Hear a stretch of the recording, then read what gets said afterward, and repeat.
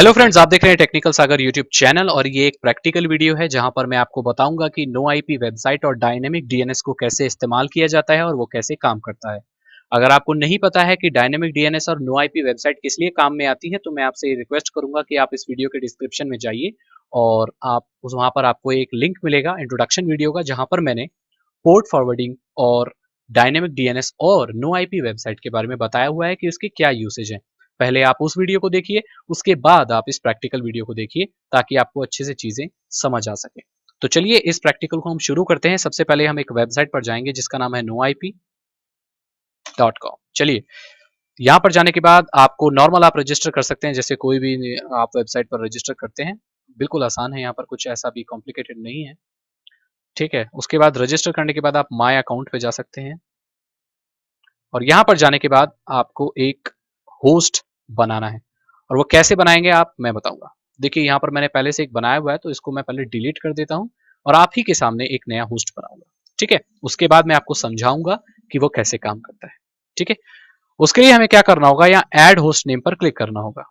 ठीक है, और यहाँ पर आप नाम कुछ भी सेलेक्ट कर सकते हैं। यहाँ पर हम लिख सकते हैं सागर टेक्निकल। ठीक है, यहाँ पर डोमेन आप ddns.net रख सकते हैं या कुछ भी चेंज कर सकते हैं, ऐसा रखें जो आपको याद रहे।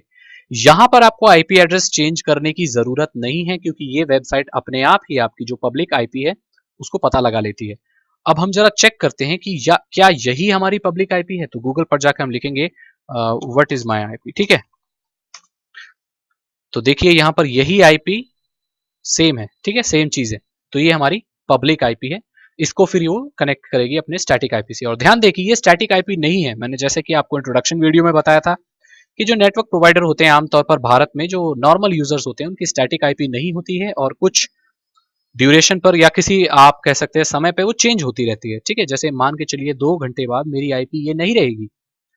हो सकता है 1 घंटे बाद मेरी आईपी चेंज हो जाए, हो सकता है 2 दिन के बाद चेंज हो जाए। अब आप सोचेंगे कि आईपी अगर चेंज होती है तो हम कोई क्राइम करेंगे तो पकड़े नहीं जाएंगे क्योंकि हमारी तो कोई एक आईपी ही नहीं है।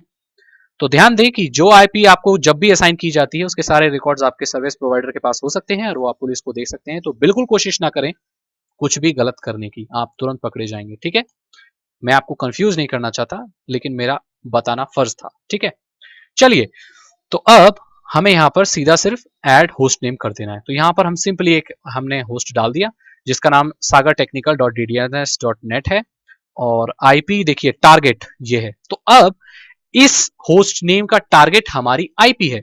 अगर हम डायरेक्ट अपनी आईपी से कनेक्ट करेंगे तो जाहिर सी बात है कि हमारी आईपी हमेशा तो ये रहने वाली नहीं है, लेकिन हमारा होस्ट नेम कम से कम 30 दिन तक यही रहने वाला है जब तक हम इसको अपडेट नहीं करते। और एक बार आप हम अपडेट कर देते हैं तो आप इसको फॉरएवर यूज कर सकते हैं। मतलब एक तौर से आपकी आईपी अब स्टैटिक हो गई। अब आपके पास दो रास्ते होते हैं, या तो आप स्टैटिक आईपी खरीद लीजिए अपने नेटवर्क प्रोवाइडर से, या तो आप डायनेमिक डीएनएस वाली ये नो आईपी वेबसाइट का इस्तेमाल कर लीजिए। चीजें वही हैं, एक ही काम करती है, लेकिन ये सस्ता तरीका है और टिकाऊ तरीका है। चलिए, तो अब यहां पर कोई रिक्वेस्ट भेजेंगे या यहां से कनेक्ट करेंगे तो ये हमारी आईपी पर टारगेट कर देगी। और ध्यान दें हमारी आईपी चेंज होती रहती है, तो उस समय हमारी आईपी जो भी हो चेंज होके ये उसी पर टारगेट करती रहेगी। ये काम करने के लिए ये वेबसाइट नहीं करेगी इस काम को, हमें इसके लिए क्लाइंट डाउनलोड करना पड़ेगा। तो आप देख सकते हैं यहाँ पर इनका एक क्लाइंट है। ये एक छोटा सा सॉफ्टवेयर है जो आपके कंप्यूटर में काम करता रहता है और अगर आप कोई भी रिक्वेस्ट इस होस्ट नेम पर भेजते हैं तो ये आपकी पब्लिक आईपी पर रिडायरेक्ट कर देता है। फिर उससे कोई मतलब नहीं कि उस वक्त आपकी कौन सी पब्लिक आईपी है, कोई भी पब्लिक आईपी हो वो उस पर ही काम करेगी। ठीक है, तो ये तो चेंज होती रहेगी लेकिन ये स्थिर रहेगा और यही चाहिए, हमें स्थिर चीज चाहिए। इस चेंज होती हुई चीज को ये डील कर लेगा।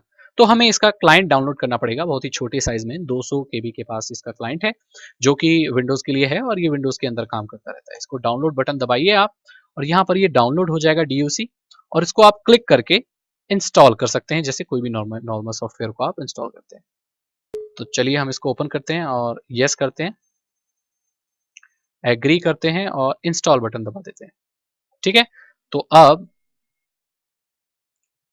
लॉन्च डीयूसी और आप इसको run DUC as a system service background कर सकते हैं ताकि हमेशा चलता रहे अगर आप इस पर हमेशा काम करना चाहते हैं। मैं हमेशा इस पर काम नहीं करता हूं, सिर्फ ट्यूटोरियल बना रहा हूं, इसलिए मैं इसको अनटिक कर दूंगा। ठीक है, फिनिश करते हैं।